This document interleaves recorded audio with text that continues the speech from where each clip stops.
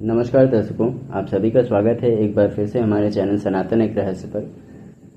अगर मैं एक निवेदन कर रहा हूं, अगर इस वीडियो पर आपके पास समय हो तो ही आके इस वीडियो को देखें और रुकें और पूरा सुनें। ये कोई ऐसी वैसी वीडियो नहीं है। इसमें आपने अगर थंबनेल देखा है तो जो डिकोडिंग मैंने इस 7 महाविद्या के नाम पर कल्कि अवतार के संबंध में जो मैंने बताया है, इसको पूरा सुने। एग्जैक्टली आजकल है क्या कि लोग कल्कि अवतार नाम के शब्द पर मजाक बना रखे हैं। अवतार नहीं, जैसे लगता है कि वो गली नुक्कड़ में घूमने वाला कोई एक व्यक्ति होगा। अवतार शब्द के महत्व को भी कोई समझ नहीं पा रहा है कि अवतार किसे बोला जाता है। शायद लोगों को पता भी नहीं कि जब ये कथा लिखी गई है, और संभवतः ये कथा जहाँ तक मैंने पढ़ा है, जहाँ तक मैंने अपने रिसर्च की है, क्योंकि मैं स्टूडेंट हूँ साइंस एंड मैथोलॉजी का, तो आप सभी को ये बात समझने की कोशिश करनी पड़ेगी कि आज से करीब 10 से 12 हज़ार साल पहले जब इस कथा का प्रारूप तैयार किया गया था, कल्कि अवतार के बारे में जब लिखा गया था, जब लिखा जा रहा था, तो लोगों को शायद इस बात का अंदाज़ा भी नहीं है कि कल्कि अवतार को मैं जो बोलने जा रहा हूँ इसको बड़े ध्यान से सुने। कल्कि अवतार को तंत्र बाधित कर रखा है सभी धर्मों ने, अपने अपने धर्मों के हिसाब से। आप सभी को इस बात का अंदाज़ा इस वीडियो में जो स्क्रीन पे चल रहा पार्ट है, इसमें आपको मैं समझाऊंगा कैसे। अभी आप इस चीज़ को सोचने की कोशिश करिए कि कल्कि अवतार नाम के शब्द का महत्व भी जान रहे हैं लोग। आजकल सभी लोग मुंह उठा के कल्कि के नाम पे, कल्कि अवतार के नाम पे डिकोडिंग करे जा रहे हैं। क्या मतलब हल्का फुल्का है? कोई फिल्म से रिलेट करके बता रहा है तो कोई, मतलब मैं देखता हूँ, मैं भी वीडियोस देखता हूँ, ऐसा नहीं है, मैं भी वीडियोस देखता हूँ सभी के बारे में। क्या कल्कि अवतार, अगर कोई अवतार होगा तो उसको अपने बारे में जब ज्ञान होगा और लोगों के बारे में अगर वो देख रहा होगा या सुन रहा होगा या उसे मालूम नहीं होगा कि कल्कि अवतार अगर जो जन्म लेके आएगा उसे इतना नहीं मालूम होगा कि हमारे बारे में लोग कैसे बातें कर रहे हैं, क्या हैं, तो थोड़ा सा अपने आप में विचार करने का विषय है।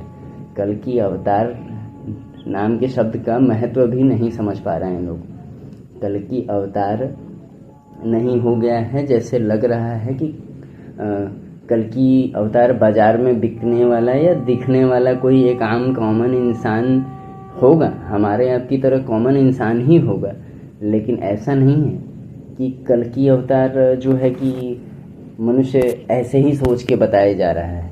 ठीक है, तो चलते हैं, बढ़ते हैं वीडियो पे आगे। आपके पास पूरा समय हो तो अच्छे से देखें, समझने की कोशिश करें और ज़्यादा से ज़्यादा लोग अवेयरनेस में जाएं। क्यों? क्योंकि कल्कि अवतार के नाम पे बहुत सारी जगहों पे ढोंग और क्या बोला जाता है कि ऐसे समझ लीजिए कि झूठे प्रचार का लोग नाम दे के कल्कि अवतार के बारे में, अरे भगवान हैं तो वो सभी के होंगे, ऐसा नहीं है कि किसी एक के होंगे, किसी एक जगह के होंगे।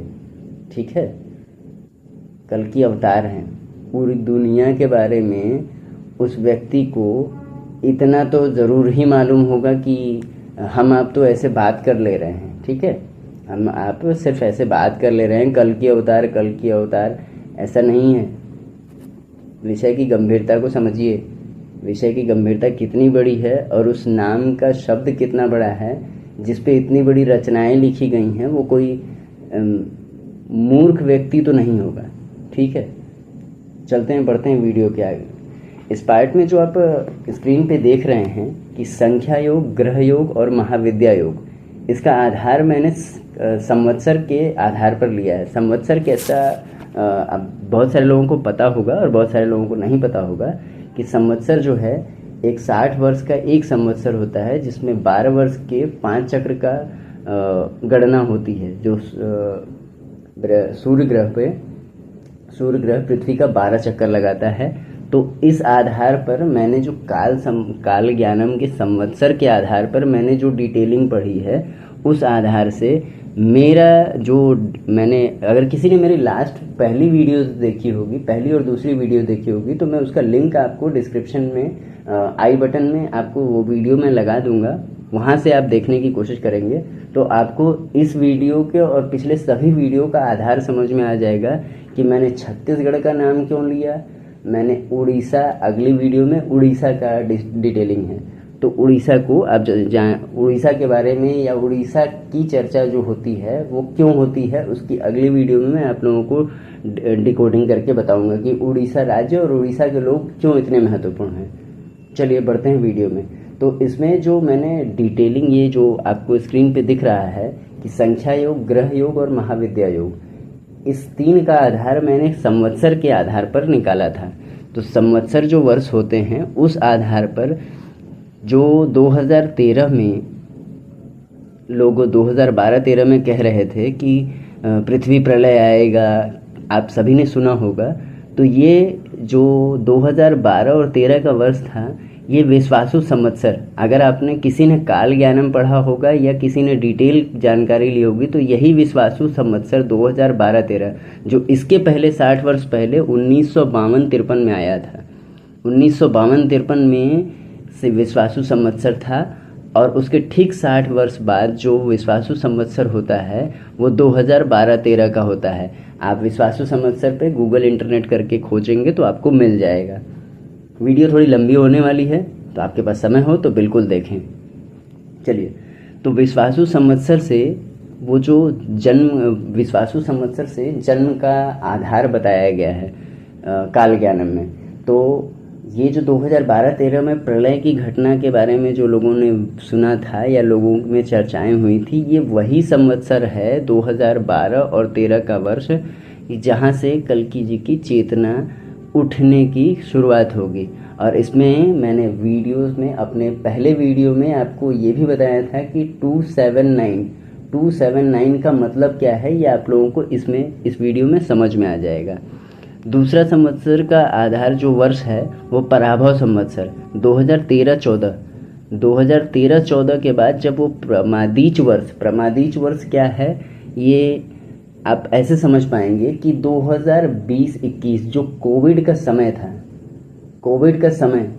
कोविड किसी को पता भी नहीं, और मतलब ऐसे नहीं पता है कि कोविड कल्कि अवतार की जो चर्चाएं जो शुरू हुई वो इसी महामारी में लिखी गई थी। इसी महामारी को दर्शाया गया था कि जो कि एक ऐसी महामारी आएगी, तो वो महामारी कोविड-19 थी। और ये वर्ष काल संवत्सर के अनुसार 2020-21 में ये वर्ष आया था। और इसके ठीक उल्टे 1960 और 61 में ये वही वर्ष है कि जब हमारे दुनिया में अंतरिक्ष में लोगों का आवागमन स्टार्ट हुआ था।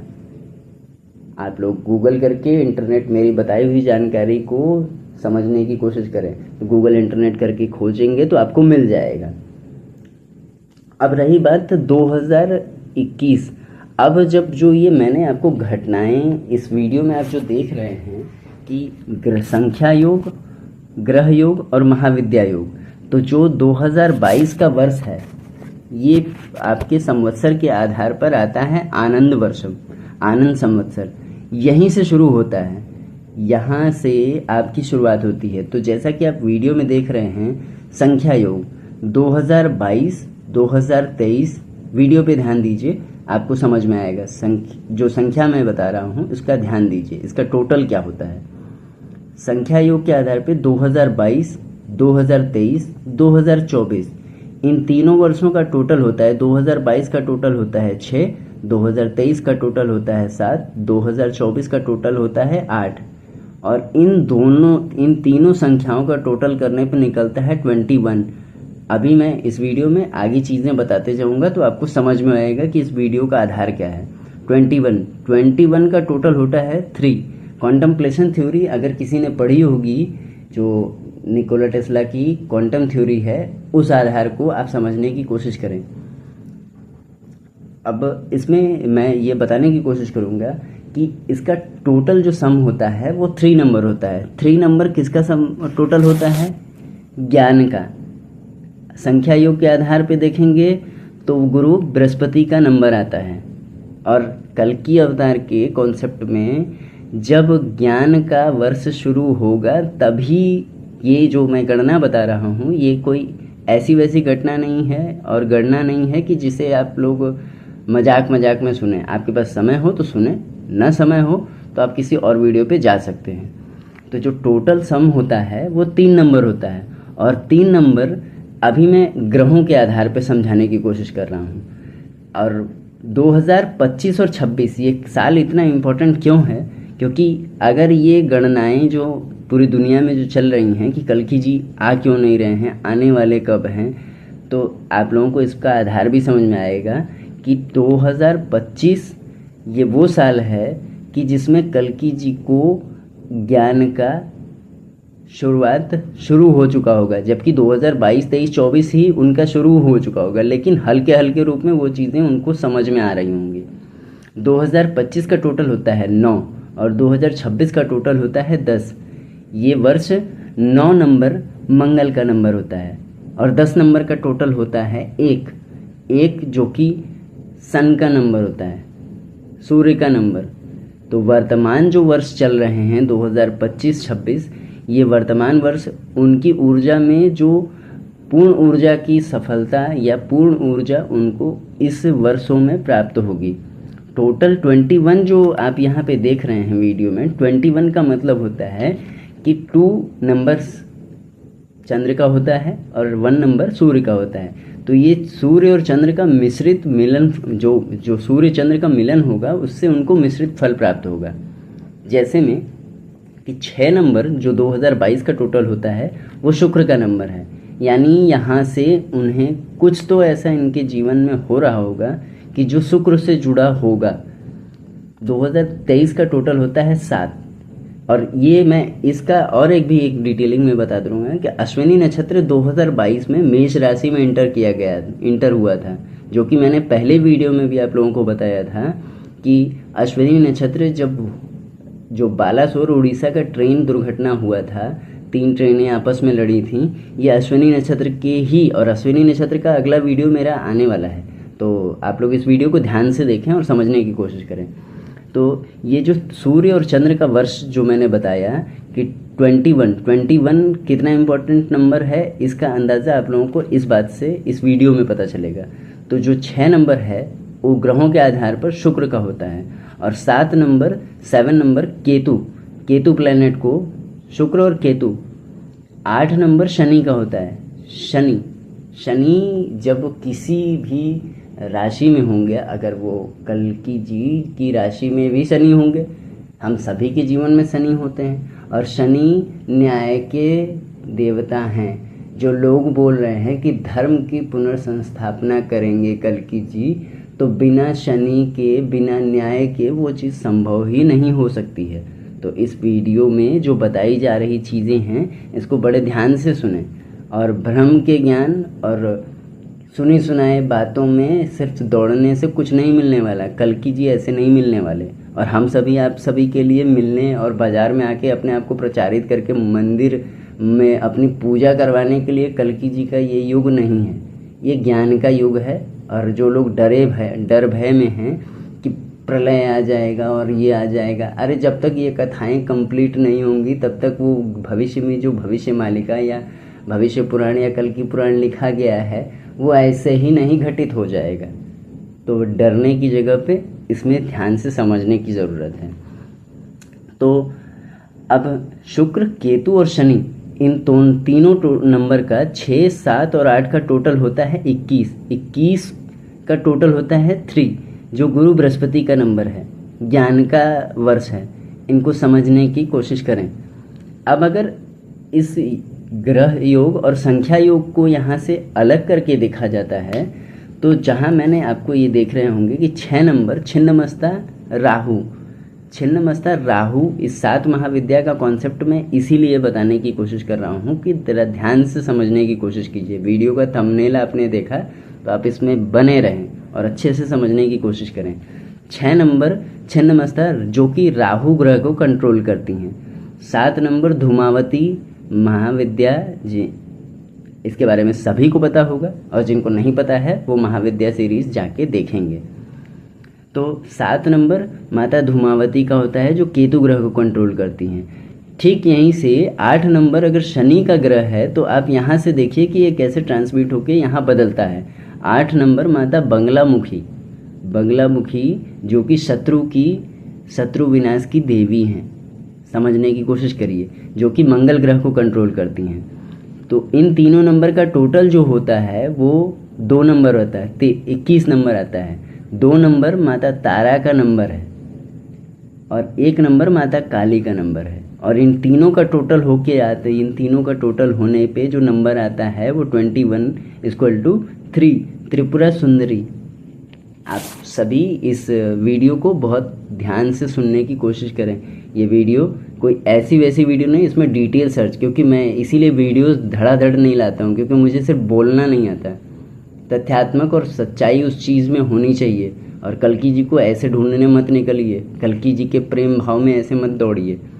तो त्रिपुरा सुंदरी, अब यहाँ महाविद्या के कॉन्टेक्स्ट में समझने की कोशिश करते हैं कि 21, 2 और 1, तो 1 का नंबर होता है माता काली का, जो शनि ग्रह को कंट्रोल करती हैं, ठीक है। और शनि ग्रह, अब यहाँ से आप ट्रांसमिट होते हुए देख रहे हैं कि 8 नंबर बगलामुखी का नंबर है, तो माता बगलामुखी मंगल को कंट्रोल करती हैं। लेकिन वहीं महाविद्या कॉन्सेप्ट में 8 नंबर का ग्रह जो है माता काली के अंतर्गत आता है।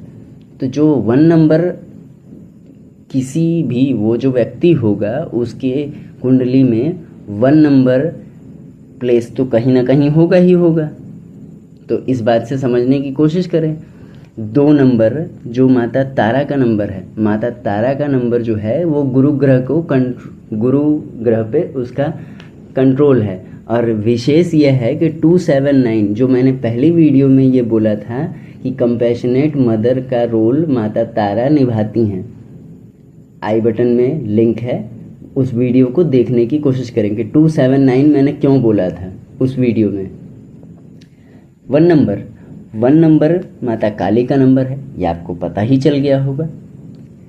3 जो नंबर है उस नंबर पर माता त्रिपुरा सुंदरी जो कि बुध ग्रह, मैंने उस वीडियो में ये भी बोला है, आप उस वीडियो का में सुनिएगा ध्यान से। पहली वीडियो में मैं लिंक लगा रहा हूँ कि उस व्यक्ति की बुध की महादशा चल ही रही होगी, क्योंकि माता त्रिपुर सुंदरी 3 नंबर बुध ग्रह पे उनका आधिपत्य है, ठीक है। 3 नंबर माता त्रिपुर सुंदरी का ग्रह माना जाता है।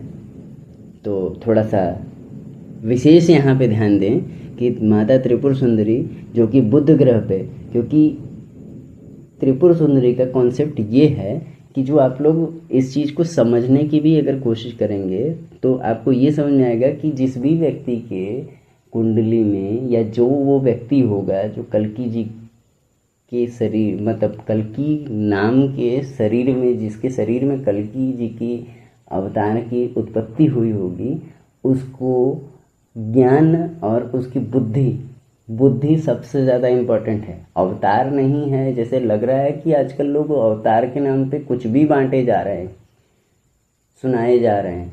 उस व्यक्ति की बुद्धि बहुत ही ज़्यादा शार्प होगी, इतना ज़्यादा शार्प होगी कि इसकी कल्पना भी शायद इस मानव इतिहास में किसी ने नहीं की होगी। ऐसे कल्कि अवतार अपने आप को सिद्ध करना इतना आसान नहीं होगा किसी भी व्यक्ति के लिए। तो उसके लिए माता त्रिपुर सुंदरी का उसके ऊपर आशीर्वाद होगा ही, और उपासक कहीं ना कहीं से तो वो ज़रूर होगा। तो इसे आप लोग समझने की थोड़ी कोशिश करें। अब आते हैं कि 6 नंबर, ये 6 नंबर माता छिन्नमस्ता का ग्रह पे कंट्रोल होता है। किस ग्रह पे? राहु ग्रह पे।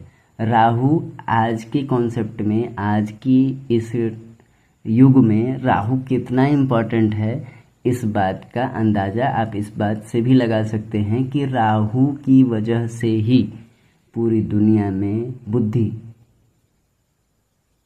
और जो हम लोगों के बुद्धि में जो राक्षस जिसको बोलते हैं, राक्षस यानी नकारात्मकताएं, वो बिना माता छिन्नमस्ता के उस व्यक्ति के शरीर पे से हटेगी ही नहीं। और रही बात कि जो मैंने शुरुआत में वीडियो में बोला कि लोगों को ये बात पता भी नहीं है, शायद लगभग ना के बराबर किसी को पता है कि ये आज से जो 10-12 हज़ार साल पहले इस कहानी की जो रचना की गई थी कल्कि अवतार के बारे में, तो लोगों को शायद ये पता भी नहीं कि सभी अपने अपने धर्मों के हिसाब से, क्योंकि कल्कि अवतार एक ही है हर धर्म में। कोई अपने धर्म में इमाम मेहंदी कह रहा है, कोई मैत्रेय कह रहा है बुद्ध धर्म के अनुसार, कोई जीसस कह रहा है, कोई दज्जाल कह रहा है। ये सब चीज़ें अलग अलग नहीं हैं, एक ही हैं। तो माता छिन्नमस्ता का प्रारूप समझने की, रूप समझने की कोशिश करिए। माता छिन्नमस्ता आत्मा की ऊर्जा है, आत्मा की ऊर्जा और बलिदान की देवी हैं। और आत्मा और बलिदान से ही जागृति प्राप्त होती है, जो कि सर्वोच्च साहस का प्रतीक होती है। कल्कि अवतार किसी के सामने अगर जब प्रकट होंगे ना, जब उनका आगमन हो जाएगा, तो लोगों को इस बात से अंदाज़ा समझ आ जाएगा कि कल्कि अवतार है, कोई मंदिर का पुजारी नहीं है वो। ठीक है, तो थोड़ा यहाँ विशेष ध्यान देने की कोशिश करें कि 6 नंबर माता छिन्नमस्ता, उनके कॉन्सेप्ट में, कल्कि जी के कॉन्सेप्ट में सबसे ज़्यादा इम्पोर्टेंट रोल, सभी महाविद्याएं इम्पोर्टेंट रोल निभा रही होंगी, सारी ऊर्जाएं, क्योंकि कॉस्मिक ऊर्जा ऐसी चीज़ है कि बिना कॉस्मिक ऊर्जा के किसी मानव शरीर में अवतार की उत्पत्ति संभव ही नहीं है। ठीक है, तो थोड़ा सा लोगों को पढ़ने का, ज्ञान का अभाव है, जिस वजह से कोई प्रेम भाव से, कोई डर के भाव से और कोई अवतार नाम के शब्द से बस मोहित होए पड़ा है। उन लोगों को पता भी नहीं है कि जिस व्यक्ति के शरीर पे ये सारी चीज़ें घट रही होंगी, उसके साथ कितनी बड़ी बड़ी घटनाएं और कितने दुख उस व्यक्ति को देखने को मिल रहे होंगे। ये आम सामान्य जीवन के लिए संभव नहीं है उस शरीर को झेल पाना। ठीक है, तो अब आते हैं 7 नंबर माता धूमावती। माता धूमावती 7 नंबर ऐसा नंबर है कि जो मैंने वीडियोस में आपको कनेक्ट करने के लिए बताया था, जो कि रिसर्च मेरी अपनी है, ये मैं बता रहा हूँ। यहाँ से ध्यान देने की कोशिश करें कि माता तारा, माता धूमावती और माता मातंगी कितने इम्पोर्टेंट रोल है इनका, इनके जीवन में, ये यहीं से आपको समझ में आएगा। 279 जो मैंने पहली वीडियो में बोला था, उसको ध्यान से सुनिएगा। तो जो 7 है वो माता धूमावती, जो कि ज्ञान की देवी भी मानी जाती हैं और तंत्र बाधा की निवारण की देवी भी मानी जाती हैं, क्योंकि माता धूमावती के बिना, और जो ये इस युग में कहा गया है ना कि भैरवी गर्जना बिना माता धूमावती के संभव नहीं है। जो भविष्य मालिका में लिखा गया है कि भैरवी गर्जना, तो वो भैरवी गर्जना उस व्यक्ति के एसेंडेंट लग्नेश, लगन भाव की देवी होंगी। ये बात याद रखिए, माता भैरवी उस व्यक्ति के लग्नेश भाव की असेंडेंट मास्टर होंगी। ये बात यहाँ मैं पॉइंट करके बोल रहा हूँ कि भैरवी गर्जना जो भविष्य मालिका में असेंडेंट का रोल, जो इस व्यक्ति के कुंडली में माता भैरवी 5 नंबर, उसके कुंडली में कहीं ना कहीं से, उसके डेट ऑफ बर्थ में, उसके ड्राइवर, कंडक्टर, किसी भी जगह पे माता भैरवी का प्लेसमेंट जो कि असेंडेंट में होगा, लग्नेश भाव में होगा, वो होगा ही होगा। तो यहाँ से बढ़ते हैं माता 8 नंबर। 8 नंबर माता बगलामुखी का नंबर है, और जो कि मंगल ग्रह को कंट्रोल करती हैं। और मंगल ग्रह, क्योंकि कल्कि जी हो या कोई मनुष्य, सामान्य मनुष्य हो, हम हो, आप हो या कोई भी हो, जब तक शत्रु का नाश नहीं होगा, यानी मनुष्य, उस मनुष्य के शरीर में, जो कल्कि अवतार के शरीर में होगा वो व्यक्ति, उसके अंदर भी कितने शत्रु होंगे, आंतरिक शत्रु और बाहरी शत्रु, वो सभी शत्रुओं का नाश माता बगलामुखी के ही थ्रू होगा। उन्हीं के जरिए वो चीज़ उस व्यक्ति के जीवन काल में संभव हो पाएगा। तो माता बगलामुखी 8 नंबर उस व्यक्ति के जीवन में बहुत बड़ा रोल माता बगलामुखी का शत्रुनाश के लिए उस व्यक्ति के शरीर में या उस व्यक्ति के शरीर से बाहरी जो लोग होंगे, जो भी उसके शत्रु होंगे, वो ऑटोमेटिकली इतनी बुरी तरीके से तबाह हो रहे होंगे कि इसका अंदाज़ा भी नहीं। और ये भी मैं बता दे रहा हूँ कि जिन्होंने कल्कि अवतार के शरीर के उनके जो जब कथा लिखी गई होगी तो जो तंत्र बाधित सभी ने अपने अपने तरीके से किया होगा, उसी का प्रमाण आज आप सभी देख रहे हैं। पूरी दुनिया में जो ये युद्ध और लड़ाइयाँ हो रही हैं, भारत अभी पीसफुली है और भारत में कोई भी युद्ध अभी नहीं होने वाला है। इस बात से एकदम डरने की कोई ज़रूरत ही नहीं है, क्योंकि कल्कि अवतार तो है। अब है कहाँ है, किसके पास है, हाँ उसकी डिकोडिंग की जा सकती है, जाके मिला नहीं जा सकता है, ठीक है। तो लोगों को अपने अंदर से भ्रम निकाल देना चाहिए कि कल्कि अवतार आएंगे तो हम सभी को दर्शन देंगे। अरे हमें आपको दर्शन क्यों देने आएंगे? प्रभु श्री राम भी, प्रभु कृष्ण भी उतने बड़े युद्ध लड़े गए, लेकिन सबको बता के उन्होंने नहीं लड़ा था कि मैं भगवान राम हूँ, मैं भगवान कृष्ण हूँ। तो कल्कि अवतार भी किसी को अपने आप को प्रसारित और प्रचारित करके नहीं आएंगे, जैसे लोग करते हैं कि प्रचार करेंगे और मैं कृष्ण हूँ, मैं राम हूँ। ऐसा नहीं, किसी ने नहीं किया है, तो कल्कि अवतार भी नहीं करेंगे। एकदम स्पष्ट हो जाइए। वो सबको दर्शन देने के लिए, अपनी पूजा और मंदिर में अपने माला चढ़वाने के लिए नहीं आएंगे, ठीक है। तो वो अपने कार्य अपनी गति से, ईश्वरीय कृपा से या ग्रहों के सभी सर्वशक्तिमान ऊर्जाएं उनके शरीर पे, उस व्यक्ति के शरीर को, उस व्यक्ति के जीवन पे कंट्रोल कर रही होंगी और उसके शत्रु को अभिनाश वो कर रहे होंगे और उनके लिए शत्रुता का भाव भी तैयार कर रहे होंगे। ये बात याद रखिए। अब जो ये मैं आपको बता रहा हूँ कि ये ऐसे वर्षों की संख्या है जो खुद में सिद्ध है। अगर ये इन वर्षों में नहीं होती है, मेरी जो गणना है, जो प्रमादीच वर्ष से शुरू हुआ 2020, 21, 22 से, वो मेरी जो गणना है कि दुर्मति और रुद्राक्षी संवत्सर 2027 और 28 में है। संवत्सर पे कॉन्सेप्ट में देखिएगा वीडियो। अगर आपको नहीं समझ में आ रहा होगा संवत्सर का, तो संवत्सर का आप जो है कि एक डिटेल चार्ट खोलिएगा, गूगल करिएगा संवत्सर में मैं जो संवत्सर के नाम बता रहा हूँ उन्हें वहाँ पे पॉइंट करके, वीडियो स्टॉप करके, रोक करके सुनिएगा, देखिए जाके वहाँ पे। जो ये रुद्राक्षी ये वर्ष है अभी जो वर्तमान में जो चल रहा है 25-26 में कालयुक्त और 26-27 में सिद्धार्थी, ये संवत्सर चल रहा है। और जो दुर्मति का रौद्र संवत्सर जो है वो 2027-28, जो कि उससे पहले 1967 और 1968 में पड़ा था। और दुर्मति संवत्सर ये 2028-29, जो मेरी गणना, जो पहली वीडियो से मैं बताते आ रहा हूँ, जो मैंने चार्टिंग की थी, जिसमें मैंने, आप वीडियो को जाके मैं लिंक में डाल दे रहा हूँ, आप देखिएगा। तो जो चार्टिंग की थी, ये मेरे जो गणना है 2028 और 29, ये इसी वर्ष तक संपूर्ण होने की संभावना है, जो कि 30 और 31 का मेरा गणना है कि 2030 और 31 तक कल्कि जी सबके सामने होंगे। हैं तो सबके सामने ही, इस बात में एक और विशेष बात बोल दे रहा हूँ कि हैं तो सबके सामने ही, ये कहाँ से अलग हो गया?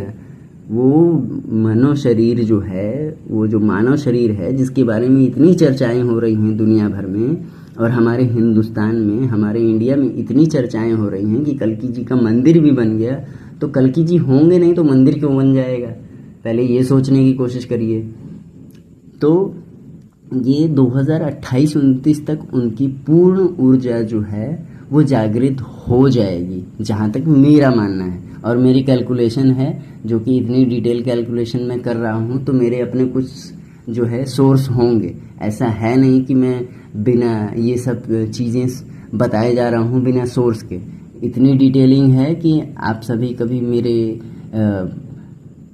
MS वर्ड की फाइल को देख लेंगे तो परेशान हो जाएंगे कि डिटेलिंग होती कैसे है, तो डिकोडिंग जो की जाती है वो कैसे होती है। तो जो वर्तमान का वर्ष है, जो 2025-26 ये जो चल रहा है, ये कालयुक्त और सिद्धार्थी संवत्सर, ये कालयुक्त इसीलिए है, लोग परेशान जो हैं कि कल्कि जी सामने नहीं आ रहे हैं, ये कालयुक्त संवत्सर चल ही रहा है, तो इसमें कहाँ से वो सबके सामने प्रेजेंट हो जाएंगे, इतना आसान है क्या।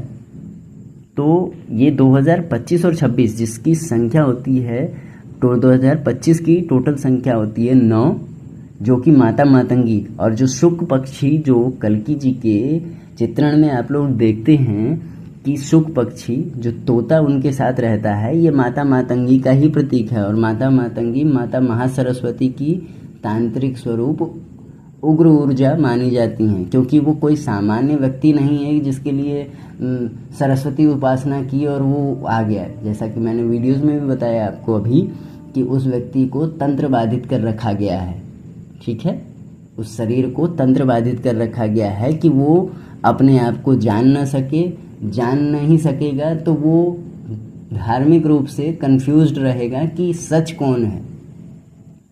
हिंदू धर्म सच है, इस्लाम सच है, कि बौद्ध धर्म सच है, कि ईसाई धर्म सच है, कि जैन धर्म सच है, वो अपने आप को पहचान ही न पाए। इसीलिए ये पूर्व में जब ये रचनाएं रची गई और जब लोगों को धीरे धीरे इन बारे में पता चला होगा कि कोई ऐसा व्यक्ति इस युग में आने वाला है, तो सभी ने अपने अपने हिसाब से उस शरीर को तंत्र बाधित कर रखा है। इस बात को आप लोगों को समझ में आएगा, इस विषय की गंभीरता को आप लोग समझ नहीं पा रहे हैं अभी शायद।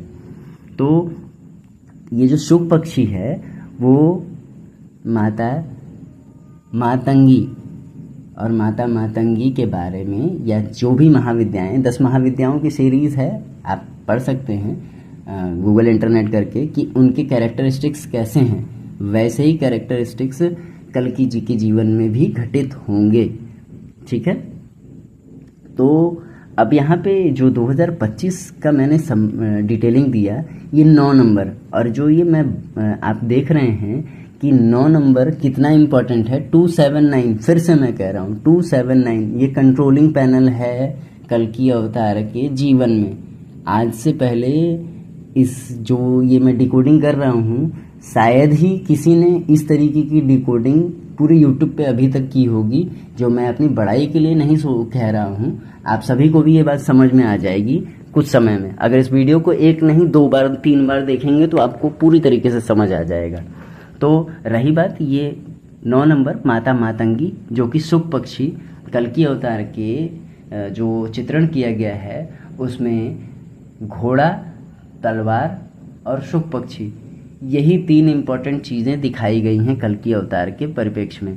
तो अब यहाँ से आप देखिए कि 9 नंबर माता मातंगी का है, और जो शुक्ल पक्षी है तोता, वो उनका मतलब पेरेंटल बर्ड, मतलब वो शक्ति जो माता मातंगी हैं वो उनकी मेन शक्ति होंगी ज्ञान के रूप में, मेन शक्ति, जिस वजह से माता उन्हें ज्ञान हो पाएगा। कल्कि जी को अपने बारे में या अपने जीवन काल के बारे में उनको हर एक चीज़ के लिए ज्ञान हो पाएगा, जो कि शुक्ल पक्षी माता मातंगी के ही थ्रू हो पाएगा।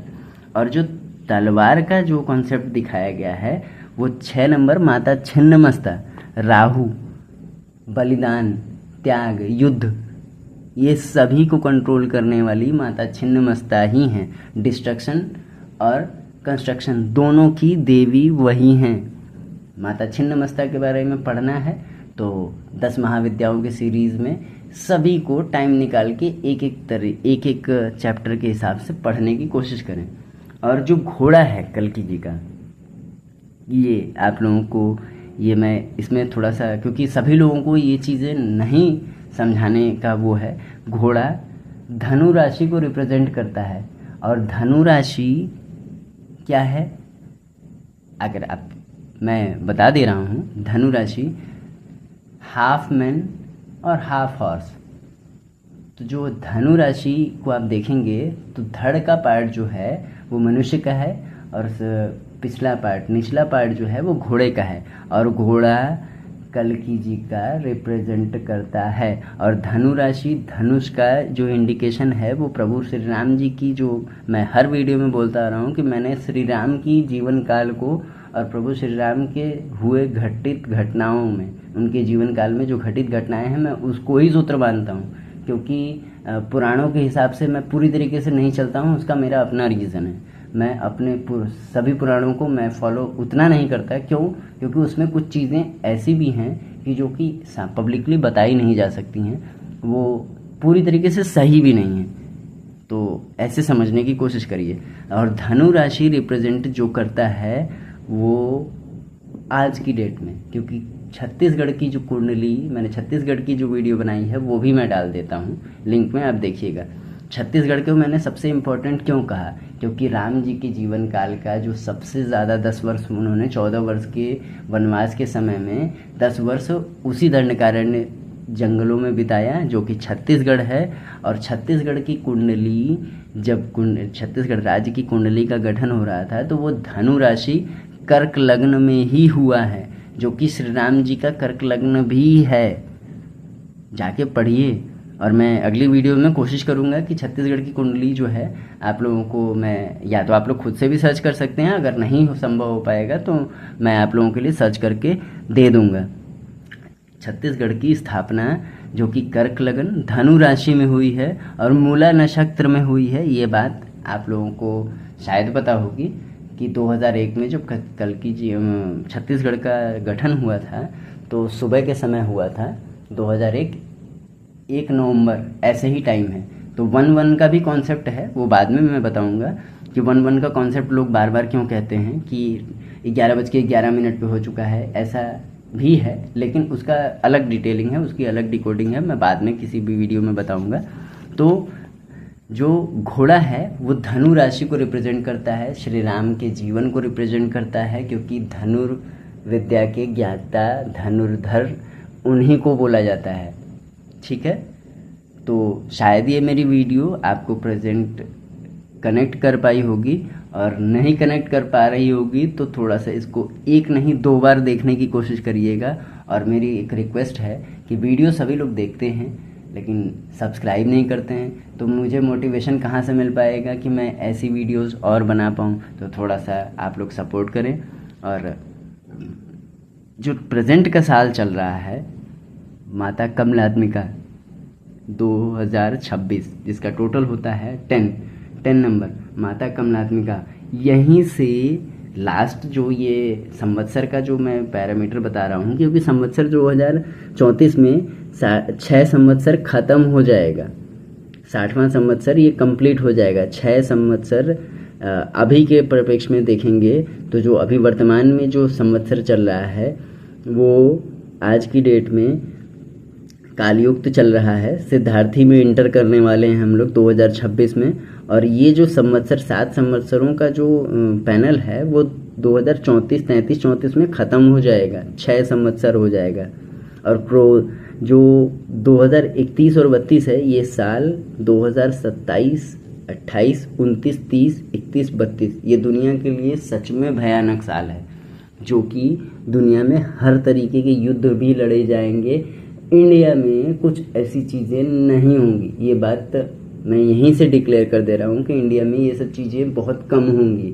ठीक है, होंगी, छिटपुट होंगी, दंगे फसाद टाइप की चीज़ें होंगी, लेकिन इतना आसान नहीं है कि कल की अवतार के होते हुए इंडिया पे या हमारे भारत देश से बहुत बड़ी दुश्मनी कोई लेना भी चाहेगा तो ये मतलब डायरेक्टली वो जड़ समूल सहित अपने देश का विनाश करवा लेगा। ये बात मैं बता दे रहा हूँ और इस बात को आप लोग भी समझने की कोशिश करिए।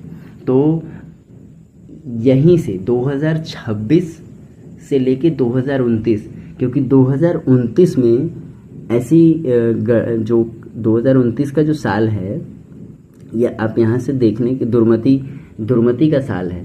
ठीक है, दुर्मति संवत्सर इसे बोला जाता है 2028-29, जो कि 1968-1969 में पड़ा था। और इस साल 1968-69 में जो पार्टीशन के बाद की सबसे बड़ी लड़ाई इंडिया पाकिस्तान की वहीं लड़ी गई थी।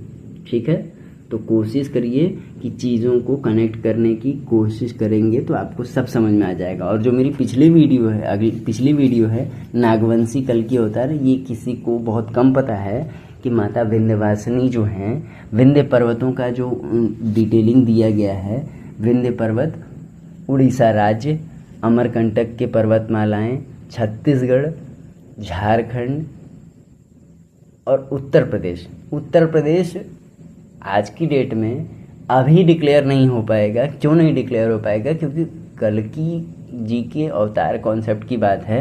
कहने को तो सभी कोई कह सकता है, आप कह सकते हैं, हम कह सकते हैं कि कल्कि अवतार है, लेकिन कल्कि अवतार कहना और होने में बहुत अंतर होता है। तो उत्तर प्रदेश का कॉन्सेप्ट सबसे लास्ट में मैं बताऊंगा, क्योंकि वो राम जी से जुड़ा हुआ है। तो अयोध्या, प्रयाग और काशी, ये तीन का एक अलग मैं आने वाली वीडियोस में मैं ये तीन का अलग ही एक डिकोडिंग दूंगा, जो आपको पता चलेगा आने वाले समय में।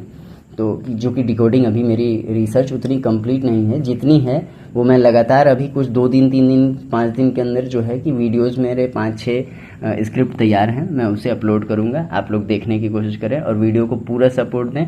वीडियो को ज़्यादा लंबा ना करते हुए आप से विदा लेना चाहूँगा, और आप लोग ज़्यादा से ज़्यादा सपोर्ट करें, चैनल को लाइक करें, सब्सक्राइब करें, और दूसरों में जो मेरी बताई बातें हैं दूसरों में शेयर भी करें। इससे लोगों में जागरूकता बढ़ेगी। ऐसा नहीं है कि कल्कि अवतार के नाम पर डरें, दूसरों को डराएं। कल्कि अवतार किसी को ऐसे हानि पहुंचाने या किसी को दर्शन देने के लिए नहीं आए हैं। ये बात यहीं से आप लोग समझने की धीरे धीरे कोशिश करने लगिए। ये मंदिर में अपने आप की पूजा करवाना और माला पहनवाना और अपना पाठ करवाने के लिए कल्कि अवतार का जन्म नहीं हुआ है। जो लोग समझ पा रहे होंगे, कनेक्ट कर पा रहे होंगे, वो लोग पूरी तरीके से समझ गए होंगे। आई थिंक वीडियो में आप लोग यहाँ तक समझ चुके होंगे। अगली वीडियो मेरी जो आने वाली है वो अगली वीडियो कल्कि अवतार कहाँ जन्म ले चुके हैं, और या तो दोनों में से कोई एक वीडियो में कल्कि अवतार रहते कहाँ होंगे, या कल्कि अवतार का उड़ीसा राज्य और वहाँ के लोगों से क्या संबंध है। ये 2 टॉपिक पे वीडियो आने वाली है, जो कि संभवतः कल मैं रिकॉर्ड कर लूँगा। तो 18 या 19 तारीख या 20 तारीख तक आप लोगों को वो वीडियो मिल जाएगी। धन्यवाद आप सभी का।